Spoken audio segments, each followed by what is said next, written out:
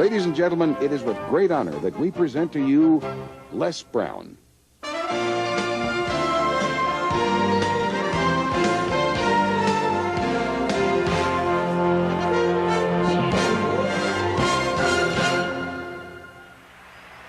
What I'd like for you to do right now, I want you to think about your dream, because I'm in a room full of dreamers. Think about your dream right now. I want you to think about it and envision it. Now, ladies and gentlemen, let me share something with you. I do not believe that any of us have dreams that were not given to us for the purpose of accomplishing those particular dreams. And I want to share something with you that has changed my life. I started out, as was indicated by Jack. It's very humble beginnings. I don't know what that dream is that you have. I don't care how far-fetched it might appear to be. I don't care how disappointing it might have been as you've been working toward that dream. But here's what I know, that dream that you're holding in your mind, that it's possible. Let's say that together, please. Say, it's possible. See, sometimes we can't say, I can do that. But what we can say, that it's possible that I can have my dream as we run toward it, as we work on it day in and day out. No one, ladies and gentlemen, could have convinced me when I started out just over 6 years ago, working on my dream. And I want you to think about whatever your dream is, because I was willing to take a chance. And most people won't do that. Most of the people that you talk to try and bring them into the business, these are not risk takers. Most people have done all that they're ever going to do. They raise a family, they earn a living, and then they die. But people who are running toward their dreams, life has a special kind of meaning. And here's what I will share with you, that in the process of working on your dreams, you are going to incur a lot of disappointment, a lot of failure, a lot of pain, a lot of setbacks, a lot of defeats.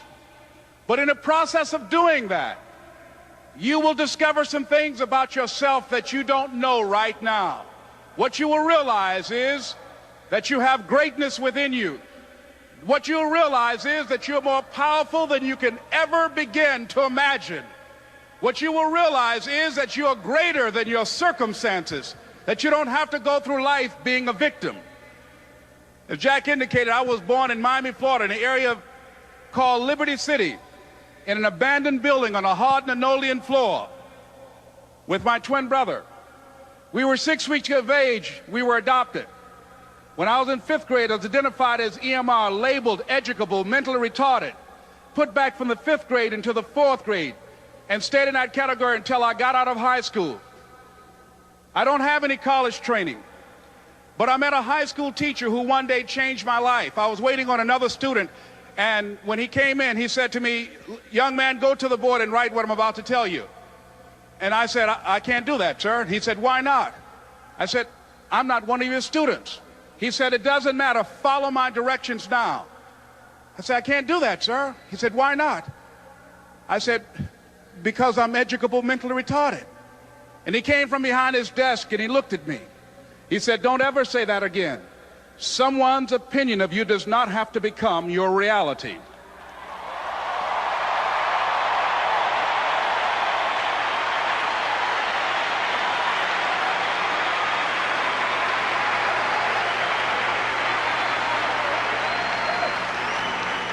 And that man, Mr. Leroy Washington, did something for me. He started planting seeds in my mind that enabled me to begin to dream, as Dexter has been doing for you. And ladies and gentlemen, I started working on my dream. And most people don't work on their dreams. Why? For many years I didn't. One is because of fear. The fear of failure. What if things don't work out? And the fear of success. What if they do and I can't handle it?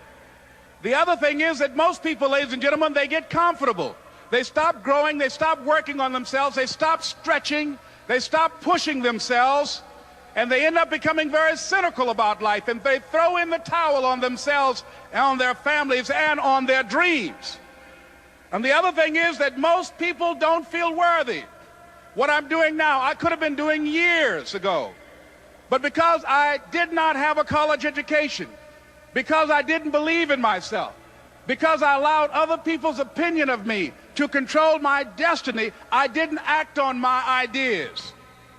So I applaud you for your dreaming, for your running toward your dream. I applaud you for believing in yourself, because that's what life is about, stretching and challenging, looking for ways that you can begin to improve yourself.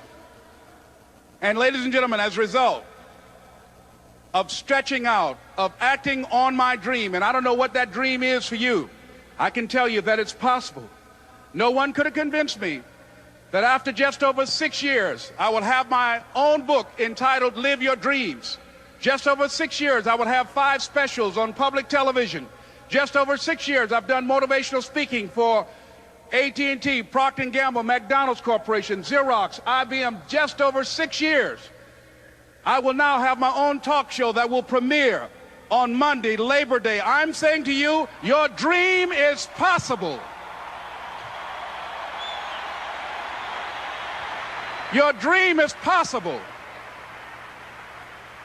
But not only is it important that you believe and begin to know that it's possible for you to live your dream as you run toward it, but I've done something that I want to share with you called Choosing Your Future. In fact, I've developed a set of tapes talking about how to begin to create your own reality by choosing your future. And not only is it important for you to know it's possible for you to choose your future, but it's necessary that you work on yourself, that you develop yourself. It's necessary that you get the energy drainers out of your life, people who don't want anything, people who are not striving, people who are not challenging themselves, people who aren't growing, people who have stopped dreaming. It's necessary that you align yourself with people and attract people into your business who are hungry, people who are unstoppable and unreasonable, people who are refusing to leave life just as it is and who want more. My mother used to say, birds of a feather flock together. If you run around with losers, you will end up a loser. It's necessary that you get the losers out of your life if you want to live your dream.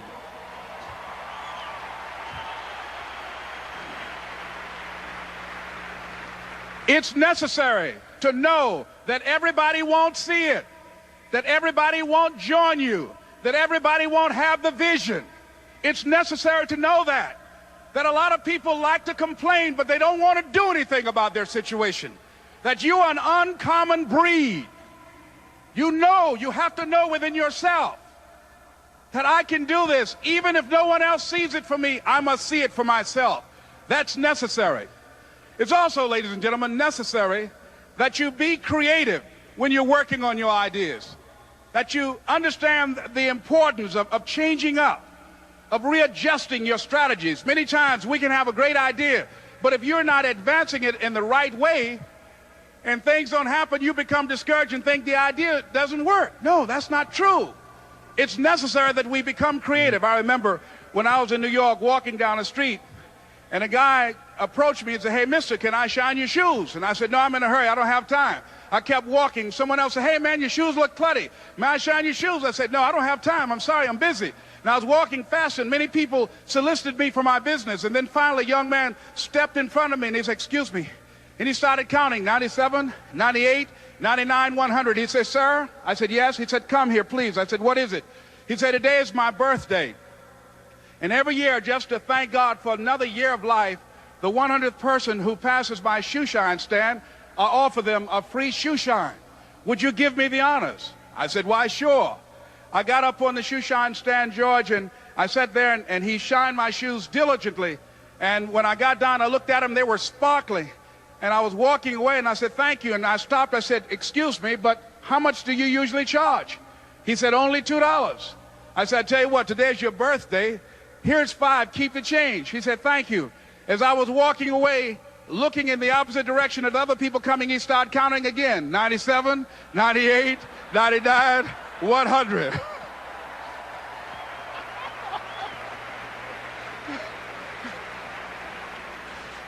It's necessary that you be flexible, that you are always thinking of how can I improve this better. This is a customer-driven economy. It's necessary for you to always explore various ways in which you can improve the quality of service that you're providing for the people in your organization. I remember something, a major company had talked about the extra value service they were providing for their customers. And the lady who had the news conference summarized it this way. She said, it's not our intention to satisfy our customers or to please our customers. Our intention is to amaze them. It's necessary, if you're going to compete today, that you look for ways to amaze your customers by being one of those individuals that keep your commitments, that keep your word, that's relentless. It's necessary as you work with the people that you bring into your organization, that they see that you're a good example of a person to work with, because you model integrity and determination and ambition and truth and honesty and the way in which you conduct business. The next step is, that is you. That is you. That no one can do it for you but you. And even though you face disappointments, even though you will experience some setbacks, it goes with the territory. You must understand that. I remember I was playing a game with my 9-year-old son, John Leslie, and I beat him 10 straight games in a game called Connect 4. And finally, I said, John Leslie, I'm bored. I don't want to play you anymore. And I got up. I said, I'm ready to go to sleep now. And repeat after me, please. Let's say this together. It's not over until I win. John Leslie said, no, you can't go now, Dad. I said, why? He said, it's not over until I win. That was his attitude. We sat down and we played several other games. And finally, after the 11th game, John Leslie won, and he got up and he yawned. And he said, I'm ready to go to sleep now. And I'm saying to you, what if all of us took that attitude after we face a rejection and a no, or we have a meeting and no one shows up, or somebody say, you can count on me, and they don't come through? What if we have that kind of attitude? The car's repossessed. Nobody believes in you. You've lost again and again and again. The lights are cut off, but you're still looking at your dream, reviewing it every day, and say to yourself, it's not over until I win.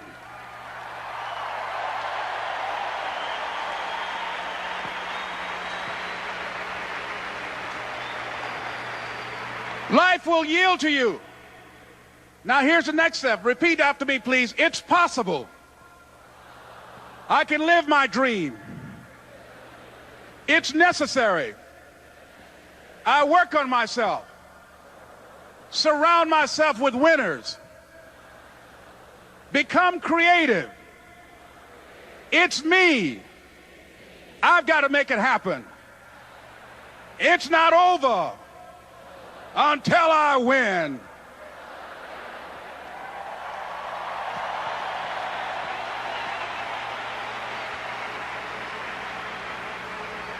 The next thing that's important to know, yes, it's possible that you can choose your future and direct the course of your life as you run toward your dream. It's necessary that you have goals, that you write those goals down, that you plan, that you think constantly of how you can begin to improve what it is that you're doing. If it's your presentations, if it's your recruiting skills, whatever that is, it's also necessary that you look for ways to always find a way to pull it out when everybody else thinks that you are defeated. That you've got to take personal responsibility to know that in order to become successful, you've got to make it your personal business to do it. But the next thing, ladies and gentlemen, I want to share with you that some of you already know that it's hard. It's not easy. It's hard changing your life. It was hard when just over 3 years ago, in the Penobscot building in Detroit, Michigan, where I was operating my business, and I fell on some hard times, and I was sleeping in my office. It was hard coming into the lobby, and the security said, excuse me, Mr. Brown, can we see you for a moment? And I said, yes, and I walked up to the counter, and he gave me an envelope. And he said, would you mind reading it here? And I opened the envelope, and the envelope was from management that said, this is an office tower. It's not a hotel.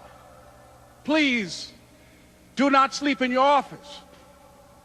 And I said, excuse me, sir. I said, I just work long hours in creating my business. I'm an entrepreneur. And right now, things are bad for me. But they're not going to be this way always. And I just asked for the opportunity to continue to operate like I'm doing. I'm not trying to make this my home. And it was hard coming through the lobby.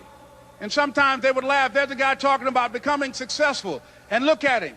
He's bathing in the bathroom upstairs on the 21st floor. He sleeps on the floor. Him and two other dreamers up there. Look at him. It was hard, ladies and gentlemen, coming to speak to people. And I was facing financial difficulties in my own life. I was behind on my bills and my dreams, and I'm saying to them, you can live your dream. It was hard, ladies and gentlemen. It was very difficult to pick myself up each day believing that I could do it. There were times that I doubted myself. I said, God, why is this happening to me? I'm just trying to take care of my children and my mother. I'm not trying to steal or rob from anybody. Why did this have to happen to me? It was very hard. And here's what I want to say to you.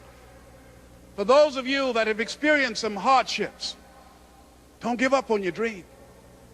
No one could have convinced me by holding on, by continuing to push forward, by continuing to run toward my dream, that one day I would have my own talk show.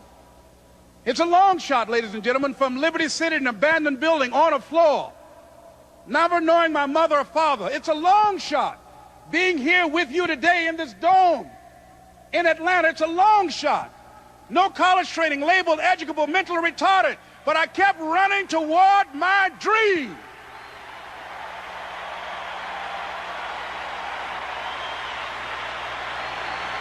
Don't stop.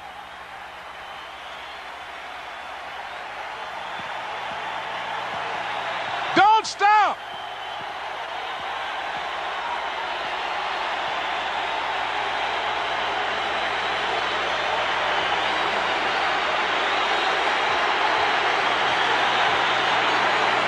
Don't stop running toward your dream.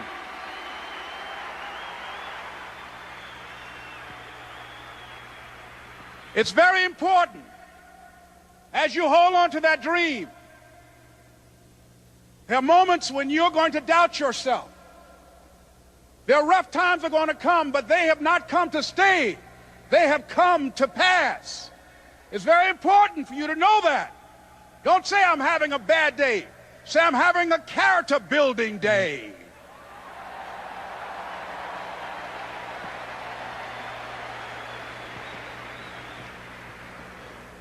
It's very important for you to believe that you are the one to make this happen. I remember this high school teacher, Mr. Leroy Washington, at the end of school one June, it was just a few days before we were supposed to leave, and I just got my report card, and it indicated that I'd failed history, and I'd failed English, and I would have to go to summer school.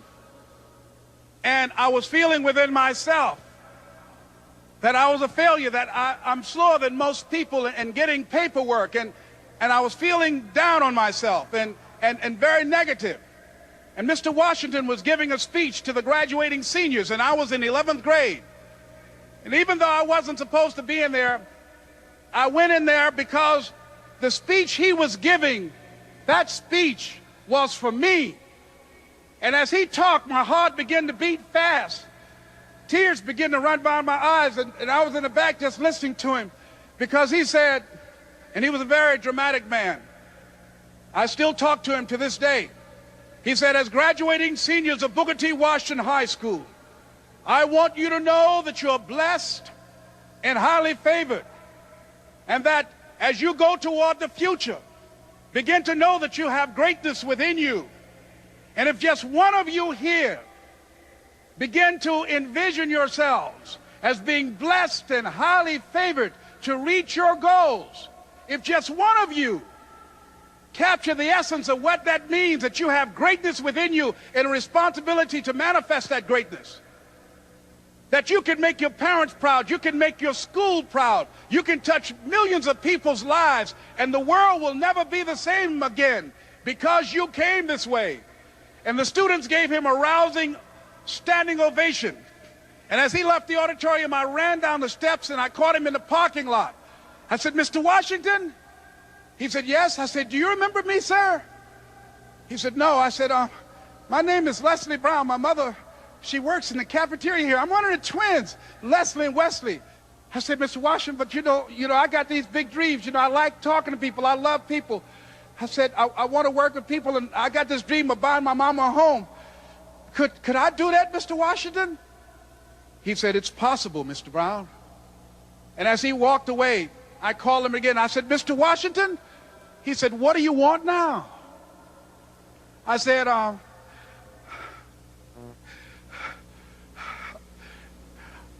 the one, sir." I said, "I'm the one. You remember me, sir. I'm Miss Mamie Brown's boy. I'm the one. I'm the one."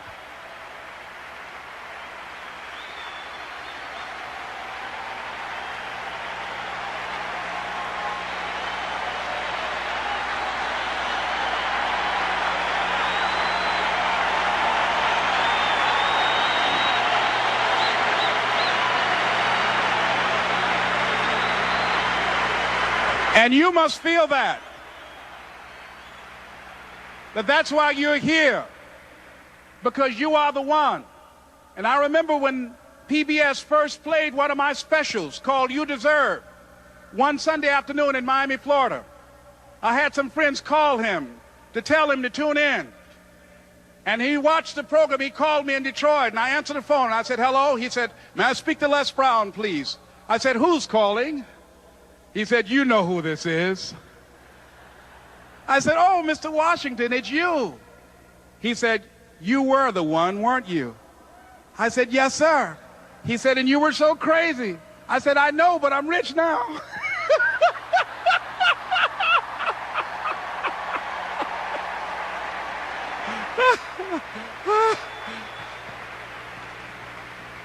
Ladies and gentlemen, it's not going to be easy. It was hard laying on the floor of the Penobscot building, looking out of the window, daydreaming, saying, "Les, can you do this? Can you make this happen?" I used to listen to tapes day in and day out about See You at the Top, my great friend Zig and Dennis Waitley and different other motivational speakers, and Dr. Norman Vincent Peale. And Dexter saying, "Don't let nobody steal your dream." I used to ask myself, can I do this?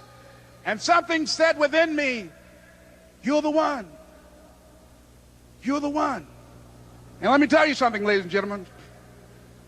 While you're here, and before you go back home to your respective cities and communities, write down at least 5 reasons on why you deserve your dream, on why you won't give up, what's going to make you unstoppable, why you must be unreasonable, because logical, practical thinking says you can't do it today. But if you want to produce unreasonable results in your life, like living your dream and taking charge of your destiny, you've got to be an unreasonable person. You've got to be an uncommon person. So write down the reasons of why you're here. My first major goal was to buy my mother a home. And let me tell you something, ladies and gentlemen. What will reasons do, Les? Nietzsche said, if you know the why for doing, you can endure almost anyhow. What do you mean by that? If you know why you're doing something, when the hard times come, and they're going to come, when the disappointments and the rejections come, and they're going to come by the truckloads, your reasons will be your rod and staff to comfort you, to pick you up. Once again, I got a saying on one of my tapes: if life knocks you down, try and land on your back, because if you can look up, you can get up. Let your reasons get you back up.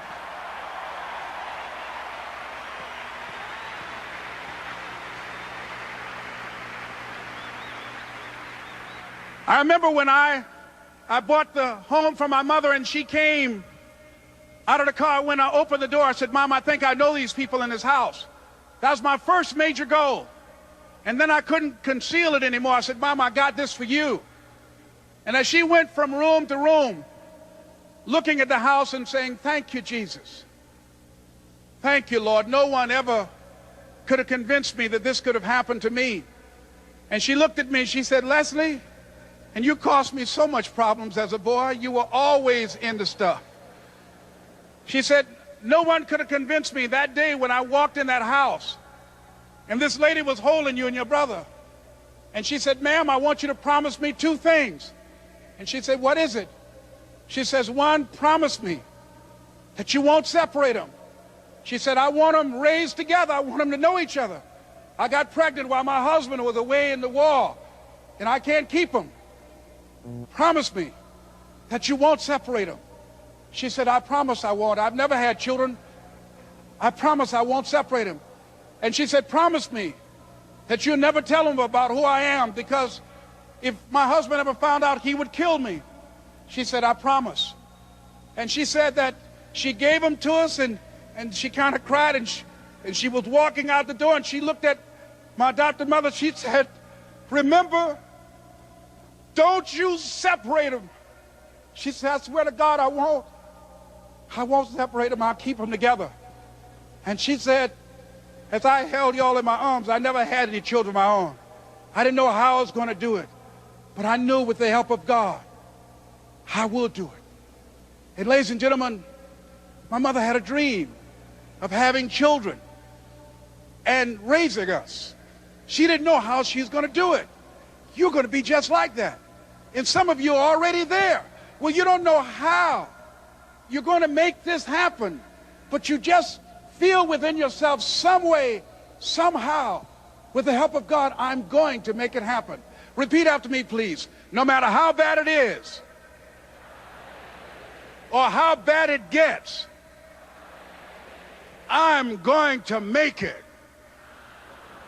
I'm going to make it. Shake somebody's hand on your right and left and say, you got the right stuff.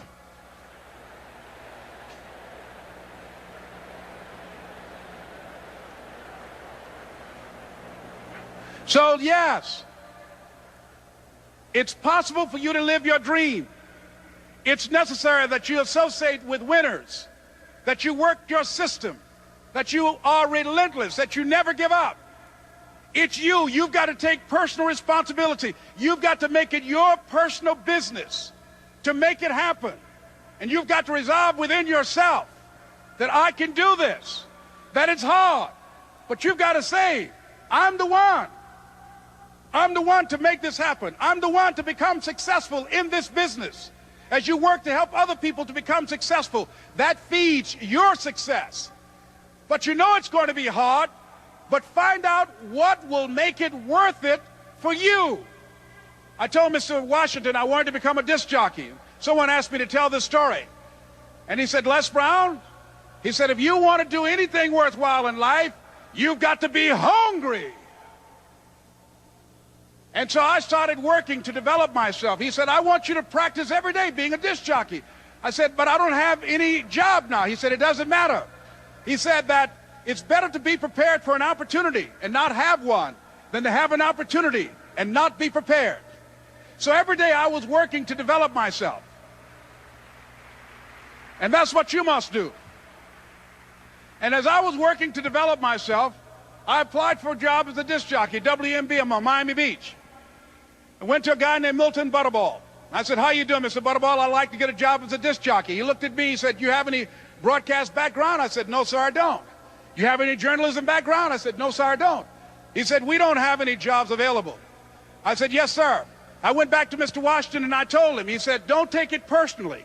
He said, most people are so negative, they will have to say no 7 times before they say yes. He said, go back again. So I went back again. I said, how you doing, Mr. Butterball? My name is Les Brown. He said, I know what your name is. What do you want? I said, I'd like to know whether or not you have any jobs as a disc jockey, sir. He said, didn't I just tell you yesterday we didn't have any jobs? I said, yes, sir, but I know whether or not somebody got laid off or somebody was fired, sir. He said, no one was laid off or fired. Now get on out of here. I came back the next day. Hello, Mr. Butterball. How are you? He said, fine. What do you want now? I said, I'd like to know whether or not you got any jobs, sir. didn't I tell you the last 2 days we didn't have any jobs? I said, yes, sir, but I don't know whether or not somebody got sick or somebody died, sir. He said, no one got sick or died. Now don't come back here and throw me out again. I came back the next day like I was seeing him for the first time. I said, hello, Mr. Butterball, how are you? He looked at me with rage. He said, go get me some coffee. I said, yes, sir.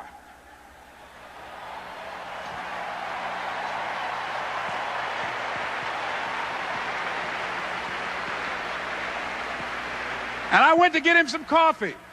After a while, I would get their lunch and dinner, and I would go in the control rooms and take the disc jockeys their food, and I would not leave until they would ask me to leave. Then they started trusting me to pick up entertainers that came to town. Entertainers like the Four Tops and the Temptations and Diana Ross and the Supremes. I would drive them all over Miami Beach in the disc jockeys, big long Cadillacs. I didn't have any driver's license, but I was driving like I had some.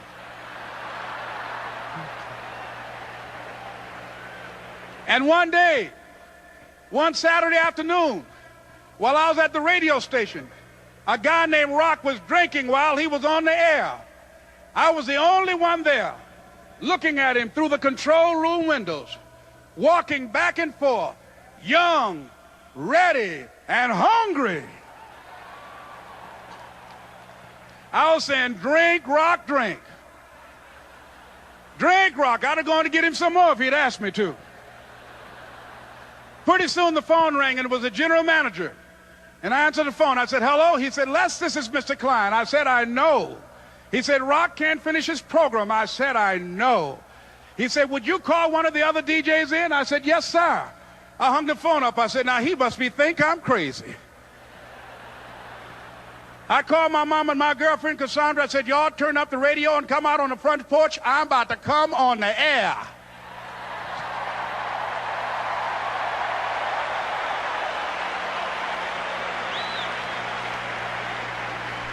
I waited for about 20 minutes, and I called him back. I said, Mr. Klein, I can't find nobody. He said, young boy, do you know how to work the controls? I said, yes, sir. He said, go in there and don't say nothing here. I said, yes, sir. I couldn't wait to get behind those controls. I put on an old Stevie Wonder record called Fingertips. I sat down behind that turntable. I said, look out, this is me, LB, Triple P. Les Brown, your platter playing Papa. There were none before me, and there will be none after me. Therefore, that makes me the one and only. Young and single and love to mingle, certified, bona fide, indubitably qualified to bring you satisfaction, a whole lot of action. Look out, baby, I'm your love man. I was hungry. I was hungry. You got to be hungry.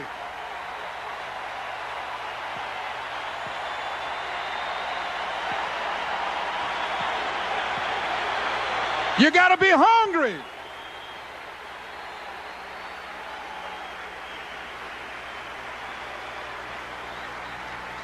So, ladies and gentlemen, if you want to make your dream become reality, the people that are running at their dreams know that it's possible that you can live your dream, that it's necessary, that you're relentless, that you have a plan of action, that you are creative. The people that are living their dream are finding winners to attach themselves to. The people that are living their dreams are the people that know that if it's going to happen, it's up to them. And they're resolving within themselves, it's not over until I win. The people that are running after their dream know they're going to have hard times. They keep on running because they're saying within themselves, I'm the one. I'm the one. No matter how bad it is or how bad it gets, I'm going to make it. The people that are running after their dreams are the people that are hungry. Shake somebody's hand on your right and left and say, you got to be hungry.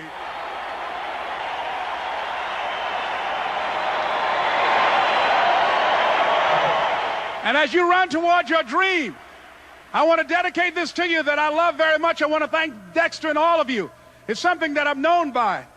It's on our tapes called Choosing Your Future, and it says simply this, that if you want a thing bad enough to go out and fight for it, to work day and night for it, to give up your time, your peace, and your sleep for it, if all that you dream and scheme is about it, and life seems useless and worthless without it, And if you gladly sweat for it and fret for it and plan for it and lose all your terror of the opposition for it, and if you simply go after that thing that you want with all of your capacity, strength and sagacity, faith, hope and confidence, and stern pertinacity, if neither cold poverty, famish or gulf, sickness or pain or body and brain can keep you away from the thing that you want, if dogged and grim you besiege and beset it, with the help of God you'll get it. This is Mrs. Mamie Brown's baby boy, Leslie Calvin Brown, saying it's been a plumb pleasing pleasure as well as a privilege.